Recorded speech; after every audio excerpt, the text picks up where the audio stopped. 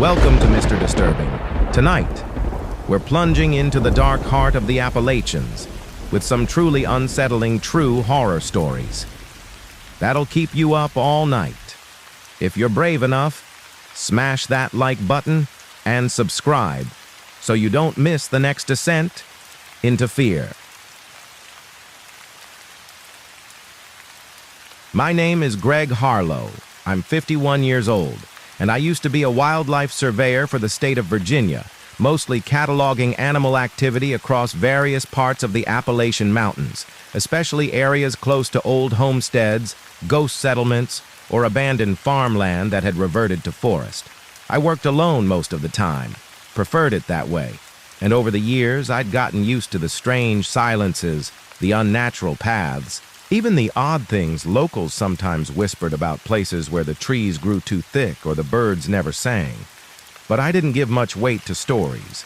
I believed in animal behavior, in weather patterns, in things I could measure and write down and log into a government database, until last October, when I got a formal request from the Department of Forestry to check a small patch of land in an area listed only as Briar Hollow, a place I hadn't heard of before despite working the region for nearly 2 decades. It wasn't on any standard map, just a parcel number buried in the corner of an old property chart, a dense patch of land surrounded by unusually steep ridges, and apparently a fire tower had been destroyed there during a thunderstorm earlier that year. Though no lightning had been recorded in the area that night and no one had been posted there in decades, the only access point was by foot via an old logging trail off State Road 621 near the Monroe County border, and even that trail hadn't been maintained since the late 70s. I was told to assess the wildlife activity in the area, particularly the bear population, which had supposedly become more aggressive according to a couple of missing hiker reports. Nothing conclusive, just rumors. And I took the job because it was quiet and familiar, and I thought maybe I'd find something useful, something explainable. I packed for 3 nights.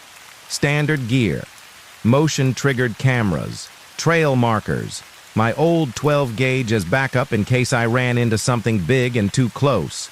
The hike in took longer than expected. The trail was almost completely gone, swallowed up by years of erosion and undergrowth. And the deeper I went, the more the air changed, not just in temperature or humidity, but in weight. Like the atmosphere had thickened somehow, like it took more energy to breathe the further I stepped off the map.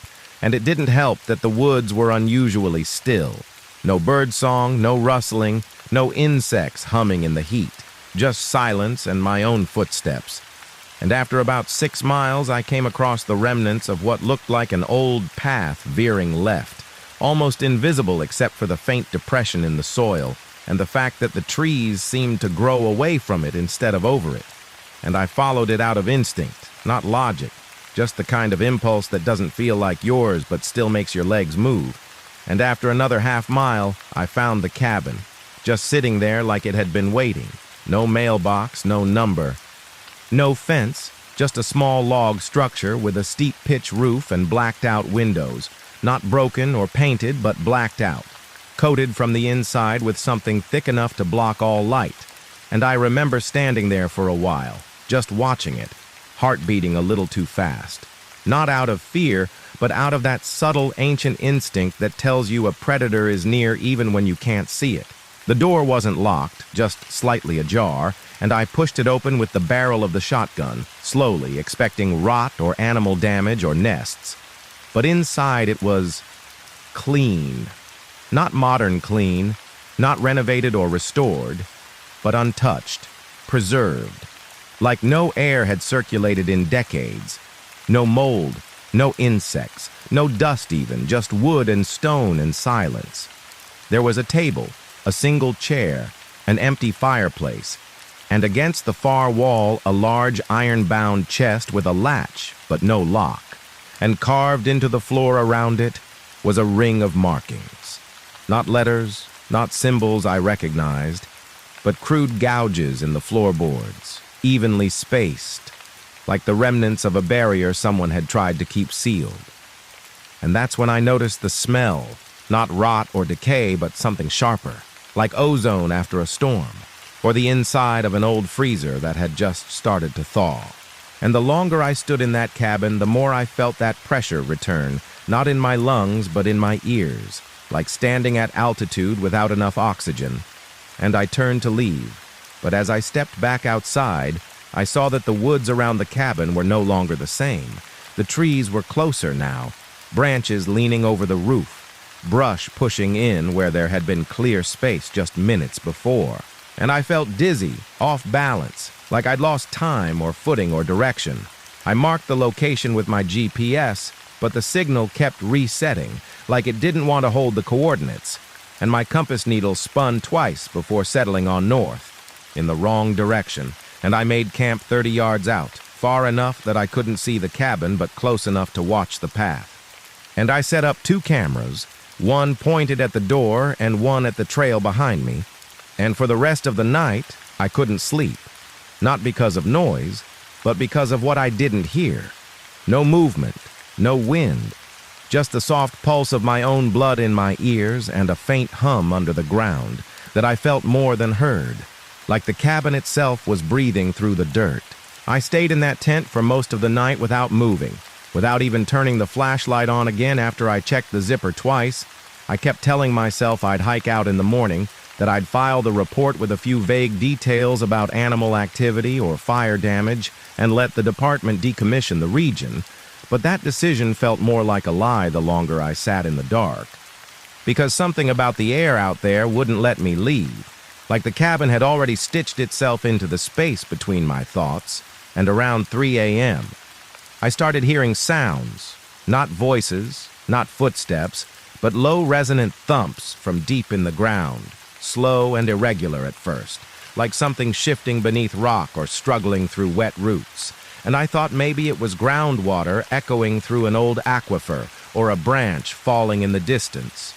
But it didn't stop. It just got slower, heavier, like the earth was learning to speak. And then my trail camera triggered. A soft click, almost nothing, but loud enough to send a jolt through my spine, and I grabbed the shotgun and crawled to the flap to check the feed on my tablet. The camera, facing the path, showed nothing but trees and mist, but the one pointed toward the cabin showed something else. Not movement exactly, but a shift in contrast, like the air between the camera and the cabin door had thickened, and through that haze I saw the door swing open again, just a few inches, slow and silent, and from the darkness inside, I thought I saw something lean forward. Not a figure, not a body, just the impression of tilt, like the room itself was stretching outward to look at me. I turned the feed off, unplugged the tablet, stuffed it back in the bag, and waited until daylight. Though the light never came fully, just a pale bluish wash like the world had forgotten how to do sunrise, and when I stepped outside, the trees around me were still shifting slightly, not swaying, just rotating, subtly, almost imperceptibly, like each trunk had inched a few degrees while I slept, and I checked the trail markers I'd set the day before and realized 3 of them were gone, not broken, not trampled, just missing. The string I'd tied them to neatly severed, as if something had lifted them off the trees without disturbing the bark. And then I saw the footprints, not mine, not animal, but bare, human-looking, wide-set, too long, with the toes flattened like something had pressed down hard from above, and they weren't leading toward the cabin. They were leading away, past my tent, past the cameras, back into the woods behind me where the ground was still soft and black and steaming faintly like the dirt had been turned from below. And that's when I made the first real mistake. I followed them not far, just 100 feet, maybe less, thinking maybe I'd find where they led and prove they were nothing, just tricks of the light or erosion or a deer stepping wrong. But what I found was a second cabin, smaller, rotted through, hidden behind a curtain of pines so thick I wouldn't have seen it even 10 feet off trail. And nailed to the door was something that looked like a charm, made of sticks and hair, and what I swear looked like a child's tooth tied into the center with red twine. And painted above it in black tar were the same markings I'd seen gouged into the floor of the first cabin, only these were fresh, dripping, and arranged in a pattern that felt too symmetrical to be random, like a clock that had been paused mid-chime, and something inside the room was breathing. Not moving. Not alive, maybe, but breathing, like the walls had taken in air for too long and were finally letting it go, slow and hot and stale. And I backed away without turning around and didn't stop until I was at the main cabin again, where the door now stood wide open, no hesitation, no restraint, just open like it had finally given up the act of subtlety. And inside I saw that the iron chest had moved. Not far, just a few inches toward the fireplace, but enough to make me stop cold. And from the gap in its lid, I saw that it wasn't empty anymore. It was filled with hair, long, matted, black, coiled like it had grown there in the dark. And resting on top of it was a small wooden figure, hand-carved, old, with no face and arms too long for its body. And behind it, the fireplace had shifted too. Where it had once been just black stone, now it looked like something had been scraped clean from its base, like soot or moss or skin, and at the very back, recessed deep into the shadows, was a hole no bigger than a man's head, perfectly round, too smooth for stone, and from that hole came the same hum I'd heard underground the night before, only louder now, insistent, pulsing in a rhythm I felt in my teeth. And above the hearth someone had scratched a phrase into the wood in jagged capital letters, as if written in a hurry with a knife or bone. "It does not sleep if watched." And I stepped back, heart pounding, the sound growing louder now, not in my ears, but inside my chest. And I stumbled out the door, dropped the camera bag, ran, didn't look back, not even once, and didn't stop until I hit the edge of the forest near where the logging trail should have begun. Only there was no trail, just trees, too many of them, too close together, and the GPS wouldn't power on and my compass needle was stuck spinning again, and no matter which way I turned, the light stayed the same dull blue like dusk frozen in place. I spent the next 2 days trying to leave. Every path I took curved back into itself like the woods were folding around me, the trees growing closer overnight, the undergrowth thickening over the trail behind me before I'd taken 10 steps, and the sun, if it was even still the sun, never rose, never shifted, just hovered behind the same gray-blue sky like a memory too weak to fully return. And I stopped counting hours after the second night, stopped marking direction, stopped checking the compass. It didn't matter anymore, because wherever I went, I found myself back near the cabin, not always the same one, sometimes the first, sometimes the rotted one behind the pines, sometimes a third, smaller, little more than a collapsed lean-to with walls covered in dozens of those same crude markings. The gouges deeper now, burned around the edges, humming with that same low sound that buzzed beneath my ribs. And each time I passed one, the figures multiplied, carved from wood, twisted into vine, stacked in branches overhead, always facing the cabin, always motionless. And I realized then that the hollow wasn't just a place. It was a loop, an ecosystem, a trap that grew wider the more I moved, like it was studying me, shaping itself to fit. And on what must have been the 5th night, though time had stopped making sense, I woke up lying not in my tent but inside the first cabin again, cold floor beneath me, eyes adjusting to total dark. And in that moment, I knew that I had never truly left it. That every step I'd taken through the trees had been a circle drawn around the same beating heart. And now I was inside it, no longer separate. And when I stood up, the chest was open wide, the figure gone, and the fireplace was breathing again, not with air but with sound. The hum louder than ever, the tone deeper, pulling at my stomach like gravity. And in the dark I saw that the hole in the stone had widened, still perfectly round, still impossibly smooth, but now wide enough for a man to crawl through. And on the rim were small indentations, like fingers had dug in and held tight before being pulled through, and I knew that was where it wanted me to go.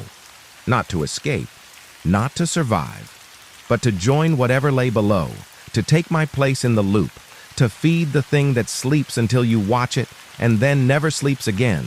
And I should have run, should have fought, but my body didn't listen anymore. My hands reached for the edge without thinking. My knees dropped, my head bowed, and I began crawling into that blackness like it was the only direction left. The sound growing so loud it was all I could hear. And then everything went silent, total, suffocating silence, like I had passed through something membrane-thin and left noise behind, and the tunnel kept going, deeper, tighter, and somewhere ahead of me I felt heat. Not fire, not air, but the heat of breath that's been held too long, and the walls began to pulse around me, slow and rhythmic. And then I saw the first body, curled fetal against the wall, skin gray, features frozen in terror, eyes wide and teeth clenched around something black. And as I crawled further, I saw more, dozens, maybe more, all in different poses, some reaching forward, some twisted backward, and some crushed against the walls like the stone had closed in on them.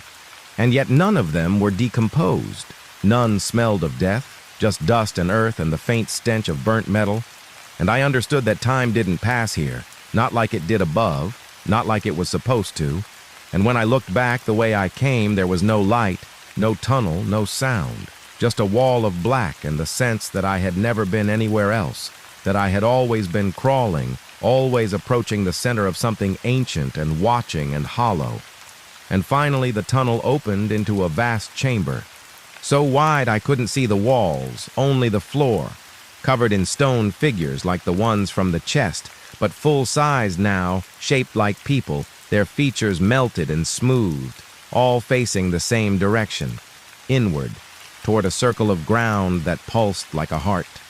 And in the center of that circle was a hole in the dirt, just like the fireplace above, wide and perfect, but filled with something that shimmered like oil and bone, and I stood at its edge and stared into it, and saw myself reflected back, not as I was, but as I had been in fragments, in moments I had forgotten.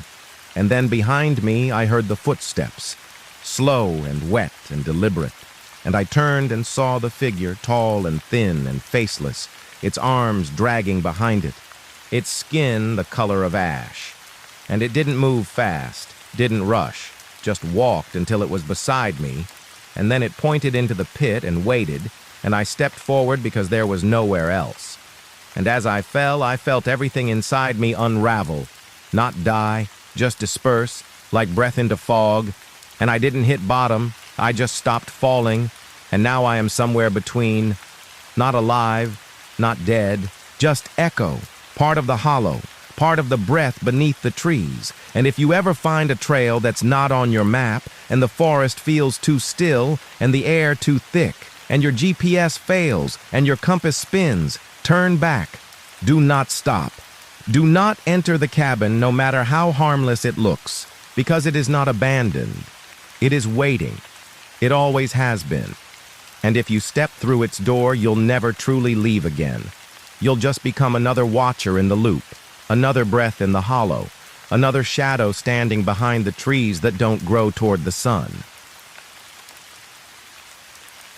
My name is Riley Kerrigan. I'm 38.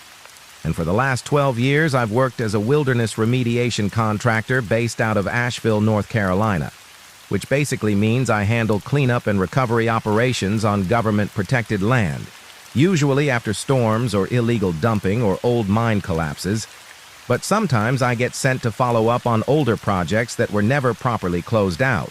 Mostly paperwork trails, forgotten chemical sites, failed resettlement zones, and occasionally abandoned coal routes that got buried under federal grants and left to rot. And that's what brought me out to Preston County, a 2-hour drive north into the Appalachian Range along a stretch of forest that hadn't seen human traffic since the early 2000s, near a place called Stokes Trace, a settlement that disappeared sometime in the 1950s after the mines shut down and the mountains started collapsing inward from all the hollowed-out shafts. There were rumors about sickness, black lung outbreaks, poison in the creeks, Stories about strange noises and disappearances that always followed the same pattern. Someone walks into the trees and doesn't walk back out, or comes back changed, silent, staring off toward the ridge like they forgot where their life used to be.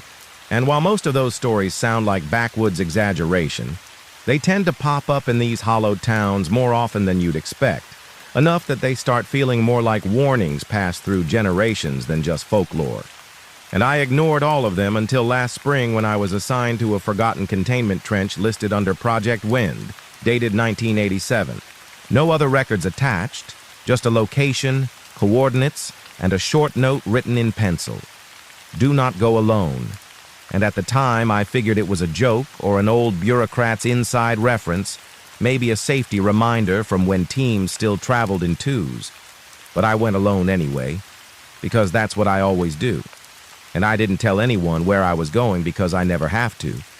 And I parked the truck 2 miles from the forest line where the service road gave out and started hiking in under light rain and broken sun, trail barely visible, just animal tracks and runoff weaving between the birches and the long dead remnants of fence posts.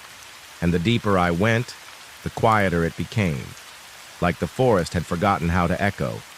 And I walked for an hour, then 2.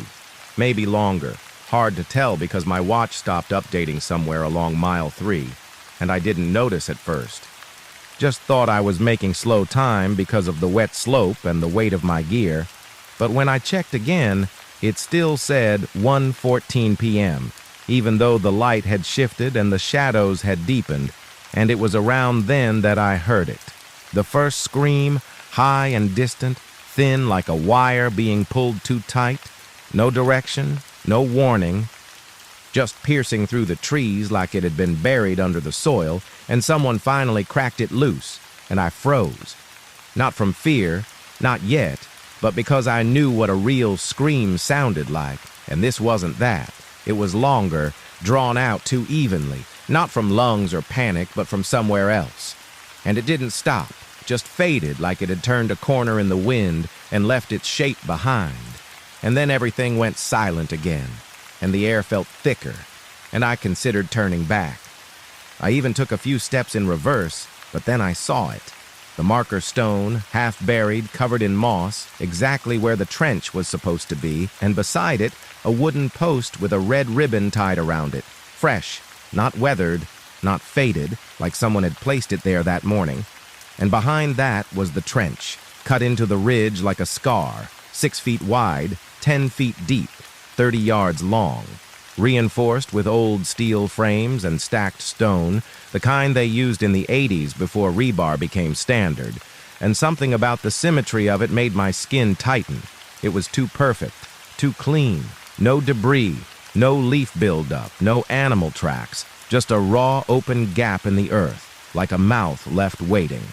And at the far end of it was a door, rusted and set into the hillside, iron-plated, with a single horizontal slit at eye level and no handle. And that's when I heard the scream again, louder this time, same pitch, same length, and I dropped to one knee without meaning to, covering my ears, eyes watering, and it stopped instantly. Not faded, just ended like a cut wire. And when I looked up, the door was slightly ajar, just enough to show the black behind it. And something inside me said, run, turn back, get out. But another part of me, older somehow, buried and still, told me to move forward, told me I had come too far to turn away. And I stepped into the trench, the mud sucking at my boots like it didn't want to let go, and the air got colder with each step. Not naturally, not from shade or elevation, but like stepping into a different season, a different decade. And when I reached the door and looked through the slit, I saw nothing, just a stone stairwell descending into pitch, not carved, not blasted, but grown, as if the earth had opened itself on command, and I pulled my flashlight and stepped through, and the door didn't close behind me, but I knew it would, eventually, and the further I descended, the less I felt the outside world behind me, the sounds, the weight, the memory, it all stayed up there with the rain and the roots and the screaming path that brought me here, and after 20 steps, the air changed again. Not musty like an old mine, but dry, hollow, like lungs that had never breathed air, and the walls were covered in scratches.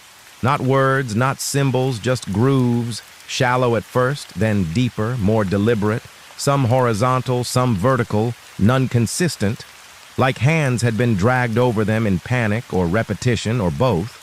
And then I reached the bottom, and the stairwell opened into a chamber, circular, maybe 20 feet wide, with stone benches set in the walls and a single stone column in the center, carved with hundreds of tiny holes, like a flute with no melody. And the room was quiet, perfectly quiet, and I felt my heartbeat slow in response, like the space had calibrated itself to match me. And I stood there in the stillness and waited for what I didn't know, and in the silence I heard something. Not a scream this time, but a whisper, low and gurgling, not in the air, but in the stone, and the light from my flashlight dimmed, not flickered, just dimmed, and the hole-filled column began to breathe. The sound coming from the column wasn't air or wind, or even mechanical. It was something deeper, older, a kind of guttural rhythm that vibrated through the floor in slow pulses, like a throat struggling to exhale something too thick to pass. And I stood there frozen in that cold, circular room as the noise scraped against my spine in uneven waves. And the holes in the pillar began to shift, not physically, but optically, the way heat distorts vision, like the edges of the stone were unsteady, vibrating slightly faster than the room could contain. And I should have left, should have climbed the stairs and sealed the door behind me and never spoken of what I saw. But I didn't. I stayed, knees locked, breath shallow, eyes fixed on the flickering reflection of my own face bouncing off the wet stone, and when I blinked, I saw something else. Not a figure, not quite, but the suggestion of shape, tall and slouched, like something that had once been human, but had forgotten how to stand the right way, and it stood just on the edge of the light behind the pillar, watching me without eyes, and the moment I noticed it, it moved, not toward me, not fast, just a slow step to the side, sliding without noise, as if its feet weren't touching the ground at all. And then I blinked again, and it was gone, and the chamber was empty, but I could still hear that breathing, and it was louder now, faster, more urgent, like the thing in the stone had recognized something in me, and I backed toward the stairs, light shaking in my hand, and when I turned around, the stairwell was no longer there, just a blank wall, seamless, smooth, like it had never been open, like the way back had been erased, and I pressed my hand against the stone, and it was warm, not from sun or friction, but from blood, like the entire place was alive and pulsing with something slow and patient and hungry. And I turned back to the column, and now there were carvings, not grooves, not random scratches, but images, figures bent backward, mouths open too wide, with long lines rising from their heads like smoke or voices or screams, and around them were trees, not drawn as trees, but implied by shape and repetition, same form over and over like an obsession. And I realized then that what I was seeing wasn't decoration. It was instruction. It was memory. And I felt something slip into my throat then like air, but heavier, colder, like fog being pulled inward instead of exhaled. And the moment I swallowed it, I heard the first scream again, this time from inside the room, loud and clear and impossibly close, like someone had screamed directly into the back of my skull without using a mouth. And my knees buckled, and I dropped the light. And everything went black for a second, maybe longer. But when I picked the flashlight back up, the chamber had changed. There were now 3 columns, identical to the first. Same size, same holes, positioned in a perfect triangle with me standing in the middle, and the noise had returned, low and rhythmic. But now each pillar made its own tone, like a song played in slow, dissonant parts. And it was then I realized that the sound wasn't random. It was a signal, a message, and each beat of it shaped the room slightly, not visibly but atmospherically, like the edges of the chamber had grown closer, the ceiling lower, the temperature thicker, and I began to understand that this place wasn't a chamber at all. It was a throat, a mouth, a speaking wound in the mountain, and I was standing in the center of its breath. And when the floor shifted beneath me, only slightly, like a pulse beneath the earth, I knew something had just woken up. Not with violence or surprise, but with patience, with certainty, and I backed toward the wall, praying the stairs would return.